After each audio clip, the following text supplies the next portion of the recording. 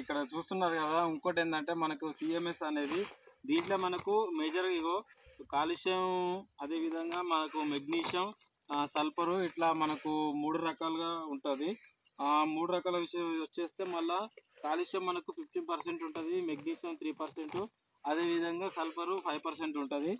ఇది ఏంటంటే మనకు మొక్కల్లో కిరణజన్య సమస్యను, అదేవిధంగా ఆకులకు కిరణజన్య సమస్య జరిగి మనకు కింద మనకు వాటర్ తేమ శాతం కూడా అదేవిధంగా పనిచేస్తుంది. ఇంకోటి ఏంటంటే మనకు కాయ మనకు వచ్చేటప్పుడు గట్టిగా వస్తుంది.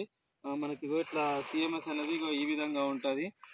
దాంతోపాటు ఇంకోటి ఏంటంటే మనం ఇది సపరేట్గా అయినా వేసుకోవచ్చు, లేకపోతే దీంతోపాటు మన కాంబినేషన్ అంటే ఇప్పుడు మనకి ఇది ఒకటి ఉంది కదా, దీంతోపాటు ఇప్పుడు మనం యూరియా కూడా వేసుకుంటున్నాం. ఇక్కడ చూస్తున్నారు కదా, ఇక్కడ మనకి దొడ్డు యూరియా ఉంది.